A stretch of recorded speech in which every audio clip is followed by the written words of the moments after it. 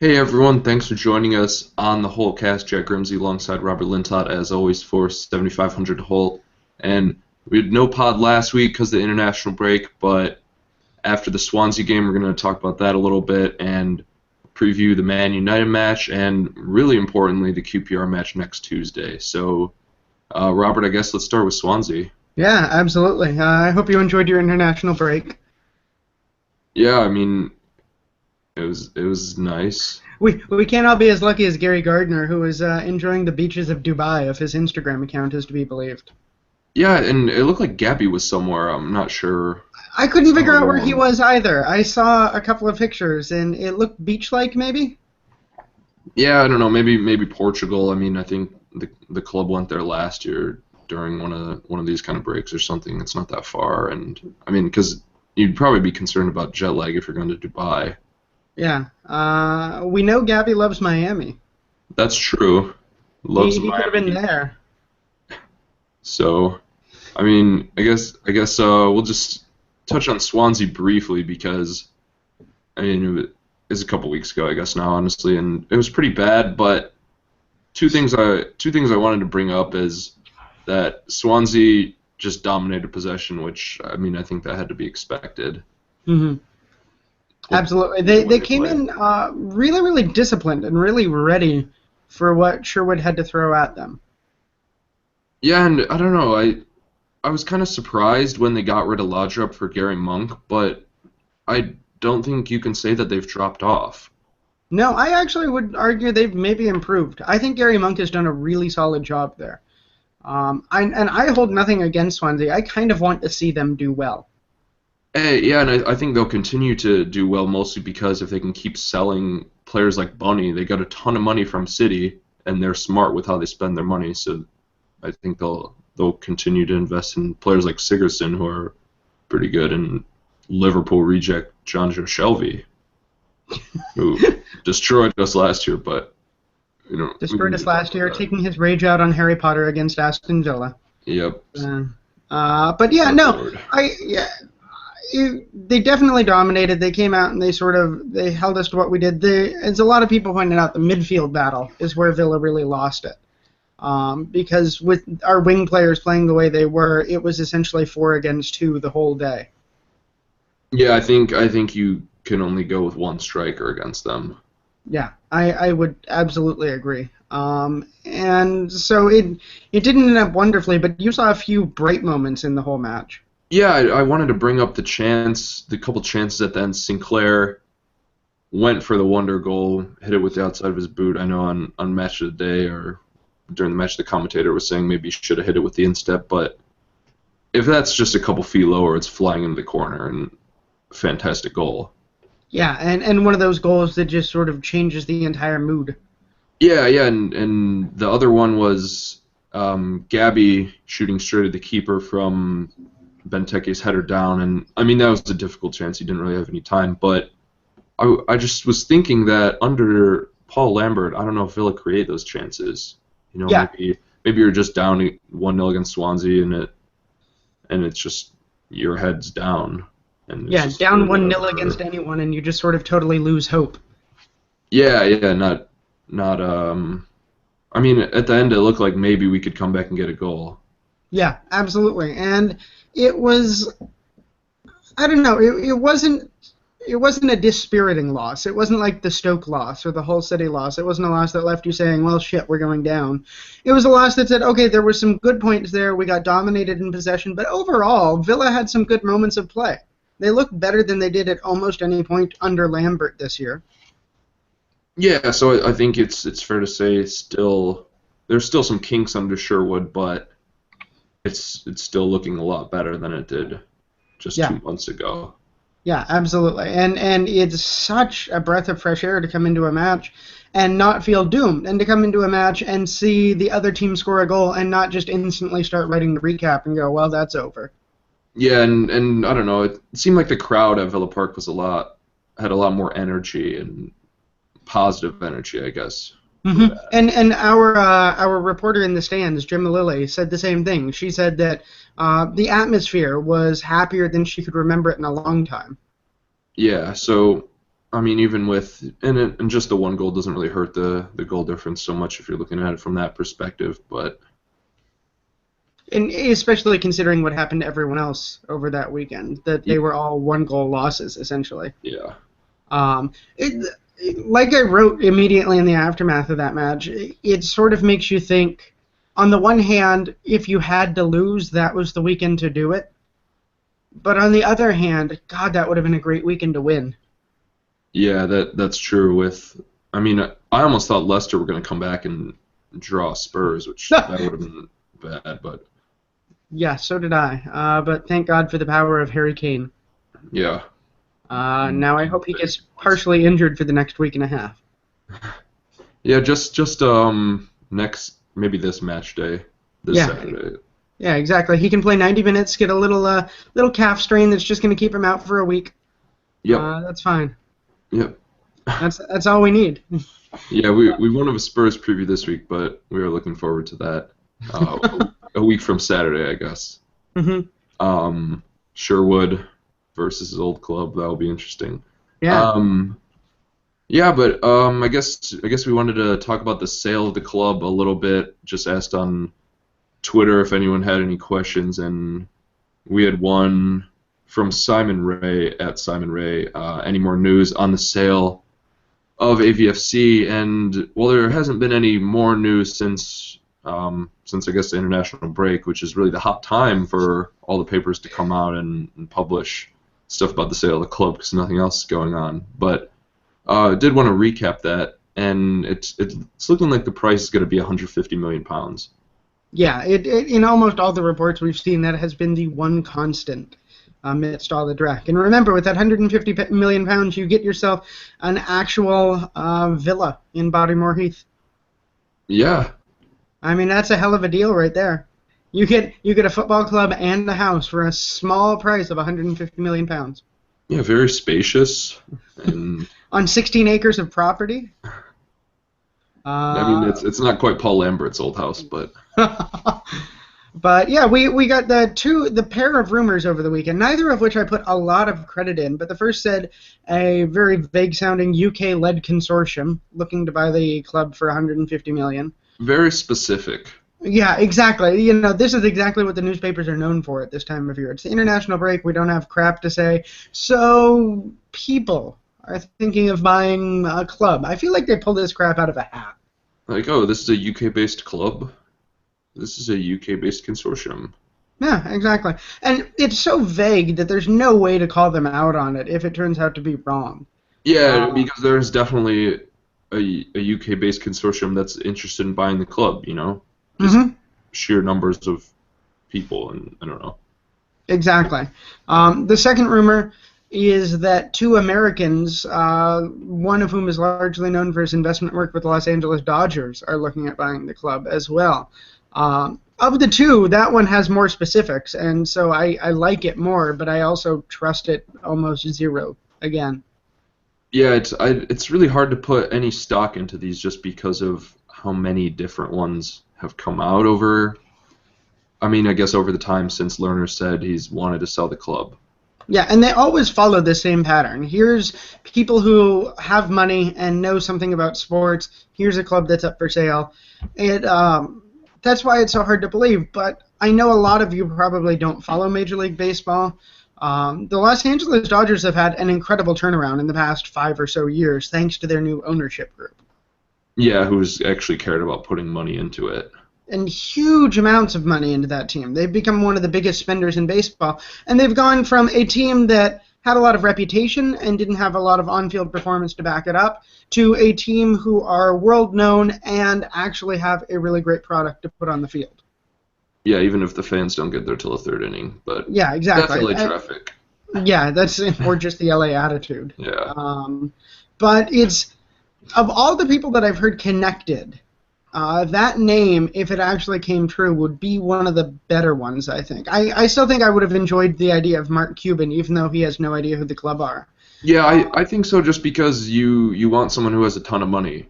Yeah. And the price at 150 million, it's down 50 from what Lerner originally wanted. But I think it's still probably a fair price. Mm-hmm. It's 80 more than what Lerner paid. I love the articles that are coming out and saying Lerner would make 80 million in profit. Well, think about the 300 million he wasted on players like Habib Bey. Oh God, there's a name I forgot too. Yeah, but like Oh God. a lot of wages were really flushed down the toilet, I guess. But Yeah, absolutely. I guess I like this new owner because he has done smart things in Los Angeles, and it hasn't been a matter of luck. It's been a matter of he surrounded himself with the right people, made the right decisions, and he's turned the Dodgers around and made them a legitimate contender. yeah, exactly. I was going to say that it's not necessarily what he does himself, but he puts the right people in position to make the decisions. And I mean, obviously, one person can't be doing that, so you know it's a smart guy if they're doing something like that. Yeah, and we've seen Randy Lerner consistently put the wrong people in the wrong positions, so it would be refreshing to see that sort of a change. Yeah, and I mean, I think Fox actually is a pretty good Mm-hmm. was a pretty good appointment, but from before, Before that was Paul Faulkner, so yeah, then and look at the Cleveland Browns, I guess, but and a long string of managers yeah, who have not worked out very well. But yeah, but again, it's nice to talk about this and dream and go, oh, he would be a great choice. I'm not going to believe anything until it gets closer to actually happening. yeah, and a lot of the reports, I guess, have said that it would happen at the end of the season, which makes a lot of sense, and the purchase price obviously is dependent on Villa staying in the Premier League. Yeah, Because, if they don't, I can't imagine the club fetching 100 million even. no, probably not. No, but hopefully they'll stay in the Premier League. That's an Yeah. issue we don't want to worry about. Yeah, it brings us really to the next topic, which it's a new series on the site. It's just going to be writer feedback every week on one question. So Matt Ferenchik started last week, and the question was relegation versus winning the FA Cup. Would you go down if it meant Villa lifted the trophy, or would you say, to hell with the cup, we need to stay in the league? Yeah, and I was actually surprised to see that the response was overwhelmingly in favor of staying in the league.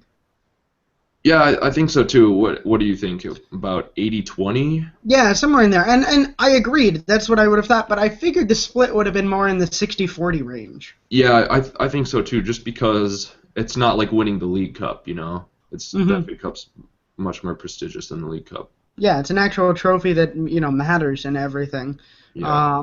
And to emphasize, it's writer feedback on this, but please stop by and comment. That's the whole point. We really want people in the community getting a chance to comment, and we had a huge Facebook comment thread on this too.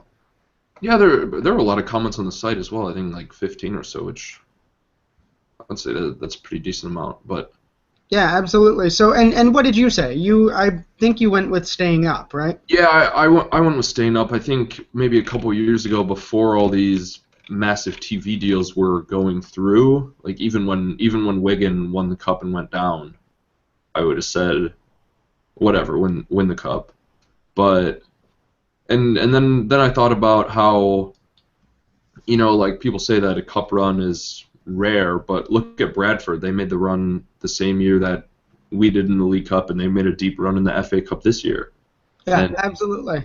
I mean, we had a really easy run this year, but maybe next year, when with Sherwood we're actually capable of beating a team that's better than us. If you pull off an upset, then you can make just as deep of a run. Yeah, absolutely. Or you could make a deep run in a cup that fewer people care about because you didn't lose to Leyton Orient in your first chance. Yeah, that too. And to the argument that a cup run is rare, I mean, Villa were at Wembley for an FA Cup semifinal 5 years ago. That isn't that rare. Yeah, exactly. I mean, this isn't something that, never happens. This is something that, oh yeah, we've been there pretty recently. And especially because recently our managers didn't really prioritize the cup. Yeah, exactly. So Lambert, if you know you're going to be stable in the middle of the league, why not have a focus on the cup, I guess? Exactly. Yeah, and if you can beat the minnows, you're going to be facing weakened teams. Even if you get the good ones in, say, a League Cup, I think there's a lot of chance to do some damage there. Yeah, and if you get the big teams early on, they're not going to be playing their first choice teams. So yeah. But the thing that I found amusing is I don't think it's quite as cut and dry as a lot of people said. It was I would take the Premier League and I wouldn't even think about it. It's like, really? We haven't won the FA Cup in years, most lifetimes of most Villa fans. And it's a huge prestigious honor, one of the most prestigious trophies in the world of football. And you don't even think about it? Yeah, I think you have to consider it at least. I mean, there's just God, especially when Matt wrote about that thing, the entire world getting trolled by Sherwood winning a cup. That Yeah, makes it yeah. even I more don't even think a enticing. lot of people thought about that from that perspective. I mean, God, can you imagine just rubbing it in the faces of Spurs fans? Yeah, like what trophies have Spurs won lately? God, it would be amazing. Um, yeah, I would love it. But, there's still the actual legitimate chance that we can do both. That's true. That's true. We can do the survive in the Premier League and win the FA Cup double. It's a Yeah, very untraditional double, but, it'll gain prestige. yeah. Well, like Arsenal did the double last year. They got the four trophy that Wenger covets, and also the FA Cup. So I mean, kind of similar to that. We're getting the unconventional doubles out of the way here. I like this idea. Yeah. Maybe that'll Um. be a Wednesday question. What unconventional double do you most want to win? Yeah. What 13th and quarterfinals in both cups? I don't know. Like, That's a treble right there. yeah. Don't go underselling that. That's an accomplishment. Uh, Uh. I guess. we still don't know our cup opponent, by the way. No, no, we don't, because that replay is going to be what a week from yesterday, the 8th. Yeah. So So we still don't even know our FA Cup. So I mean, we could still have Blackburn. yeah, I Um, don't think I don't think Liverpool is a shoo-in for that, just because Blackburn held them at Anfield and they're going home now. So yeah, we have literal proof that Liverpool are not the absolute 100% favorites here. yeah, So, and even if they do, they're going to be a little bit crowded headed into that FA Cup fixture. I'm not hating our chances to advance to the final. no, I think it's going to be at least 40%. Yeah, I think there's a really good chance we have an alphabetical FA Cup final. Top of the Yeah, table at the beginning of the season final. could be nice. So, I don't know. I still have hopes for that, and I think we could do it. And I thought it was a really good question, and I really enjoyed the conversation that it sparked. Yeah, I think so. Hopefully, we'll have some questions that can involve the community, I guess, just as much in the future with that series. Yeah, absolutely. That's the goal there. Um, if we keep going on, though, if we just assume for a minute that we're safe, and start thinking about the summer, one of the questions that we got today was from Mark Bannister, 1874 FC, asking one new forward, and this comes on the heels of the news that Darren Bent is willing to re-sign with the club this year, much to no one's and everyone's surprise. I don't know. And he said choose one new forward from Bent, 31 years old, Ings, 22 years old, and Austin, 25 years old. Who you got, Jack? Well, I would take Ings if big clubs like Liverpool and Borussia Dortmund weren't interested in him. I just don't think there's any chance that Villa could land him, but he'd obviously be the best option there. And Charlie Austin, if QPR go down, I think Charlie Austin's still going to fetch at least 10 million, which I don't know how much the new owner is going to be willing to give Sherwood in the summer, and if a forward is even going to be the priority. Yeah. But I don't know. They're obviously both better choices than Bent. But I did just comment in response to his post on the site. His comment that he kind of asked the same thing, I guess. But I said that if Bent was willing to take a big pay cut, I'd give him another chance. Yeah, absolutely. I think of the three in terms of a combination of reality and what I want. I think Austin is probably the best choice of Yeah, the I think three. so. But, as I wrote when I just wrote up the Bent rumors that, he's willing to come back, my instant gut reaction was, screw that, I hate the guy. He's done nothing for us. But then I realized that's what I thought about Gabby and Inzogbia about 2 months ago. And they've won me over under Tim Sherwood. So maybe Sherwood can do something with Bent. And like you said, if he comes on low wages, it's really sort of a low-risk thing.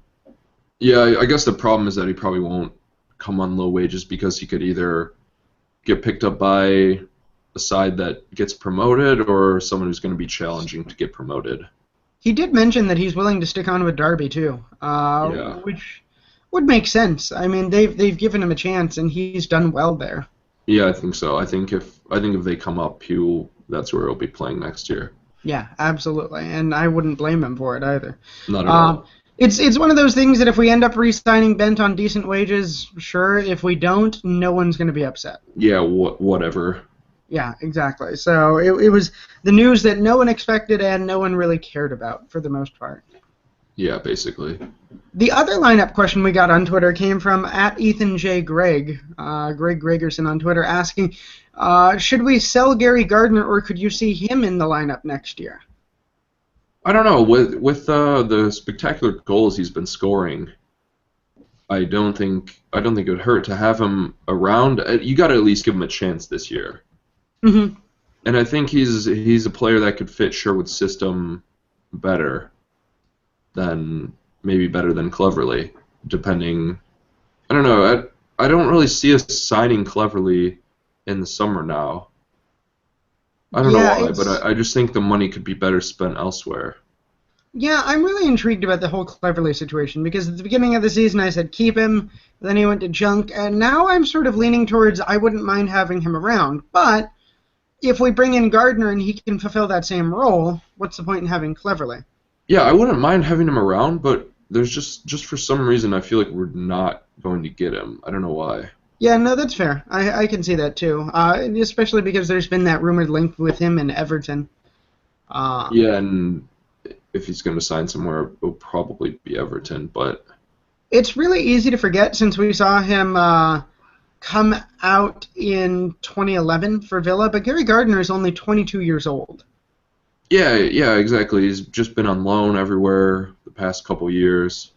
He feels like the kind of player that we've all sort of given up on, but he's sort of in an analogous position to where Fabian Delph was at this point. Someone that we've all sort of said, he's not going to really end up cutting it, and he's only 22. He could come in and do really good things still. He's had a great loan spell at Nottingham Forest, had a decent loan spell at Brighton earlier in the year. I would love to see him given a chance. That said, I would bet £10 that he injures himself before the season. Yeah. That was like what Delph's problem was. He just kept getting injured and couldn't hold down a spot in the team consistently because of that. But once Delph could stay injury free last year, I guess he's been one of the best players in the team. Yeah, one of the best players in England, if you believe Roy Hodgson. Yeah, not according to a lot of England fans. At least last game against Italy, they gave him a hard time, but maybe he didn't have a great game against Italy, but nor did a lot of other people on that pitch. Yeah, against Italy's C team, but yeah, I think a lot of the stick Delph gets from England fans that he's not on a club that's in the top 6.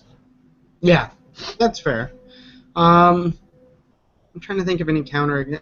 Yeah, you're right. I think he's not a big name. He's not on a big club. I think he could actually be really useful for England. I think if he played for them like he does for Villa, he could be a really useful cog in that midfield and in helping provide stuff for Wayne Rooney. Yeah, as long as he doesn't try to do too much. England needs another midfielder that's a world-class central midfielder. Yeah, absolutely. Maybe if James Milner gets more time. Yeah, I mean, I really think James Milner has the potential to be a great international midfielder. Yeah, it's just the style of international football, I guess, really, but. Yeah, and it may be getting a little late for Milner, but I would kind of love watching a Milner-Fabian pairing for England midfield. Yeah, that would be interesting. As long as Delph stays at Villa, but. Yeah, exactly. Please stay at Villa. He did sign that 4-year contract. Yeah. So he should be here for at least a while. I mean, unless that was a ploy to just increase his sale price over the summer. If so, at least he's not going for free. Yeah, and I imagine he's here for at least a couple of years before we start hearing rumblings again. Elsewhere in the international break, Benteke, you watched that match on Tuesday? Yeah. He got subbed off 67 minutes on because Company picked up a second yellow and they needed to bring on another defender.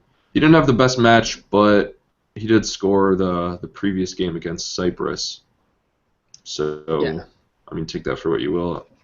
But, I don't know. I wrote that I was glad that he didn't play for the whole 90 with 2 matches coming up. Yeah, Or exactly. 3 matches coming up in a week. Yeah, I was happy to see that too because elsewhere on the international break again, we have Yoris Akora injuring his knee in training. Yeah, not even in a match in training for Denmark. And since it's his knee, it's always going to be scary. Yeah, absolutely. Everyone seems to be downplaying it, and I'm not sure why. Dude tore or ruptured his ACL last year. Anything around his knee should be freaking us out. Yeah, I mean, it's not like he tore it again, but I don't. Yeah, that's why people hate the international break. Yeah, absolutely. I mean, and if you look at it this year, Villa have lost at least 6 months worth of playing time from defenders alone to international break injuries. Yeah. The lion's share of that has come from Senderos, who's been out since November after injuring himself playing for Switzerland. Yeah, it just didn't look like Senderos was going to be out for that long, and he's just been out like the whole season. Yeah, it's really weird. It's one of those sort of Lieber Kozak things, where we all thought Kozak might be back in time for August, and now it's like, maybe April. Maybe next August. Yeah, exactly. Still holding out hope on Kozak. But, I mean, it would be nice to have a Senderos. I don't think, even if he's healthy, the way other people have been playing, that Senderos gets regular first-team selections. But given the way we've had injury crises, it would be really nice to have him around. Yeah, it'd be nice to actually have a defender on the bench. Yeah, exactly. And we're not going to have that on Saturday against Manchester United if Okora is out. We're going to have Vlar back and Clark and ...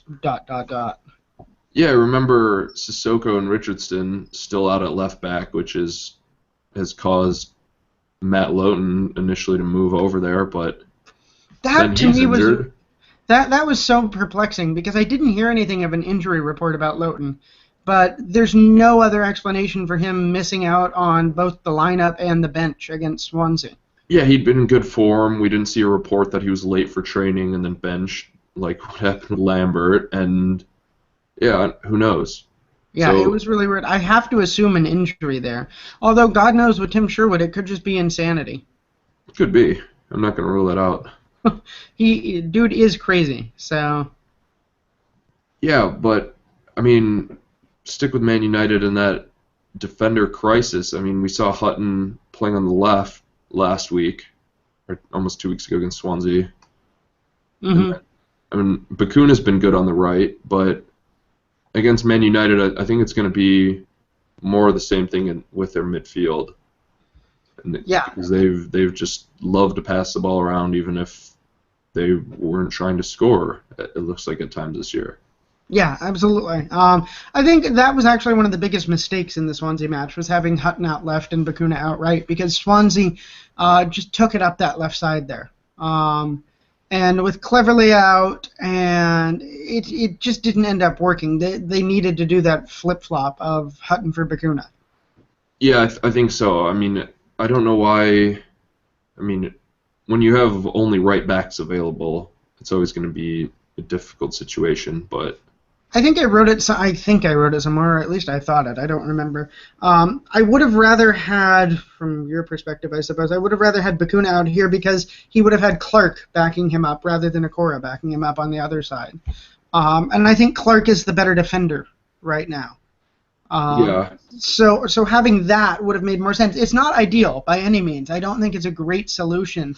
But I think it's less of an issue than what we saw, especially with Montero running rampant up that left side. Yeah, and I think Bakuna is faster than Hutton, and Okora is faster than Clark. So if you take the center back that's faster, put it with the fullback that's slower, vice versa, I mean, like you're saying, with quality of defender, since Hutton's a little better defensively than Bakuna, I think that would have worked better. Exactly. And once you start seeing those injuries piling up and issues happening like that, I know Tim Sherwood's never going to do this, but tell your wingbacks to start playing like fullbacks instead of wingbacks. Yeah, stay back. Yeah, just stay back there. We need a defensive four. We're going to grind out a point here. Yeah, and taking a point Would have been big. It would have seen us go ahead of Hull. Yeah, but not panicked yet. But yeah, so we've got that injury crisis coming up against Manchester United. Hopefully, people start getting healthy. The only problem is the turnaround is 2 days, 3 days before we have to play QPR again. Yeah, and that's going to be on Tuesday, and I think that's much more important than Manchester United, mostly because the Man United match is at Old Trafford, and we've only won one of the last 38 games against Man United. So like if we played them for a whole season, basically, we come out 1-0 or 1 whatever, and yeah. yeah, one win, Joke 10 didn't work. draws, and 27 losses. I mean that the statistic is kind of skewed because there's been 39 games and we won the first one. So Yeah. But it's rough. I don't know. Gabby's kind of informed lately. Last time we beat United and the last time we won at Old Trafford was a Gabby header. yeah. So maybe he solves it for us. Yeah, but also Rooney loves playing against Villa. 8 goals in his last 6 at Old Trafford against Villa. But on the plus side, he's only scored in 4 of those games. In those 4 games, he's gotten 2 goals each. So either he scores 2 or he scores 0. I'm hoping for a 0. He doesn't always score, but when he does, he scores 2. I don't know. This is one of those matches where I'm expecting nothing, would be ecstatic with a draw. Yeah, a point would be huge, kind of like the United match in December where a point was great. Mm-hmm. And that said, though, I think the players need to take it a little bit easy. They've got a much more important match coming up, like you said, on Tuesday. QPR away from QPR are miserable. Yeah, they've drawn once and lost every other time. Was it a draw or was it a win? No, I don't think they've won away from home. Yeah, they're 1-0-13. They have 1 win instead of 1 draw. Okay. Yeah. They're miserable away from home. If you lose to them when they're traveling, you should be ashamed. I can't remember who did lose to them while they were traveling. I'm looking that up now. I don't know, but they should be ashamed because that's terrible. And really, I don't know. We had problems with them in the fall, obviously, in the loss. But that was Sunderland. That explains a lot. Yeah, if it was anyone but Sunderland, that would be pretty bad. Yeah, no kidding. I mean, we beat Sunderland 4-0. They beat Sunderland 2-0 at Sunderland. Yeah, so there you go. Woof. And I don't know. I think Sunderland's looking a lot more likely than Burnley to go down at this point. Yeah, absolutely. Just one ahead. In our little relegation watch post that I've been writing, it's looking more and more like Villa are safe, and it's no thanks to what they've done. It's thanks to the fact that Sunderland are tanking, QPR are tanking, Hull kind of tanking, Leicester are dead. Yeah, they're dead in the water with 9 games left. They only have 19 points. Yeah, there's not a case to be made that Villa are going to really achieve safety. There's a case to be made, though, that others are going to achieve relegation before we do. Yeah, exactly, and that's why I'll keep saying it, because it still looks like it could happen, that 32 points could keep you up. God, it could, which would be so pathetic. I'm not going to be happy if Villa end the season with 32 points, but I'll be happy if they stay up. Yeah, exactly, and I don't know.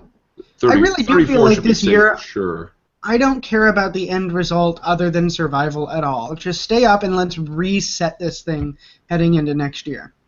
Yeah. The way that it had progressed, and I thought we were down after losing to Hull. I did too. That if you can just stay up, whatever.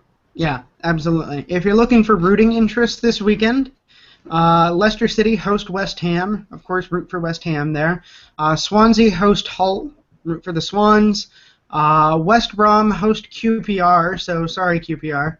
And also, every one of us needs to feel dirty because we have to root for the Baggies. Yeah, whatever. Yeah, that's fine, I suppose. Where else? Burnley host Tottenham. Come on, Harry Kane. And that's pretty much it this weekend. So you're rooting for Tottenham, West Brom, West Ham, and Swansea. If it's got a West in the name, root for him. Yeah, and I mean, you could even root for Villa if you want. Well, yeah, absolutely. I forgot about that part. I guess if Villa won, that would be good, right? Oh yeah, I think if they got the confidence from beating Man United. Jesus. Can you imagine if we beat United and QPR? Yeah, that's what I was gonna say. I think 34, you'll be safe for sure. Yeah, absolutely. That would be so incredible. And at that point, hell, you're just on a run, throwing Tottenham with it, and you're sitting at 37. Yeah, and what, one win away from Sherwood 6? Yeah. Now, obviously, we don't think that's going to happen. We're not in the business of making predictions anymore. But if we were, would you ever predict a Villa win this? Yeah. But since we're not in the business of making predictions, that's fine. We're certainly not telling you it's impossible. Yeah, I think the QPR match on Tuesday is much more likely and really much more important. No matter what happens against United, still need that win against QPR. Yeah, it gives us a chance to scout a few players we might be able to poach once they get dropped, too. Yeah, I'm actually going to start on that relegation poaching series next week because the table's starting to become, the picture is starting to become a little more clear. Yeah, a win followed by those select things that we just talked about this weekend, it wouldn't guarantee safety, but boy, it would do a lot towards getting us closer. Even if just Burnley, QPR, and Leicester lost, and we won one of this or Man United, we would then suddenly be 6 points clear. Yeah, and then I think that's why that win against QPR is so important, just because it's going to sink them just that much further. Yeah, absolutely. As we look to crawl away from that drop. Yeah, and they're probably going to lose this weekend because they're away, so they're going to bump that to 1-0-14, I bet. Yeah. I like our odds, but again, not because of anything we've done. Yeah, and we don't like the odds against Man United. Oh yeah, exactly. No. Not even a little. But yeah, we'll still have all the coverage for you both Saturday and Tuesday. So remember to keep checking out 7500toholt.com for that, and remember we're still on iTunes, Stitcher, Blog Talk Radio, YouTube, of course. So you can find us there. Yeah, I guess one more thing. We hit 1,000 Facebook likes, so thanks to everyone who's liked us on Facebook and keeping up with that, and big shout out to James for doing so well with the page. Yeah, absolutely. And if you have yet to like us on Facebook, give us a like. We've never said that in the past, but now that we have James running that page, there's actual stuff there that isn't on the site that's actually fun and making our Facebook page worthwhile. I will be entirely honest, as someone who was supposed to be running the page before, I did a crap job. But James is doing a really great job, and the page is actually now worth your like and your follow on there. So give it a like. We would appreciate it. Yeah, definitely. So for Robert Lintott, I've been Jack Grimsey. Thanks for listening to the Holtcast.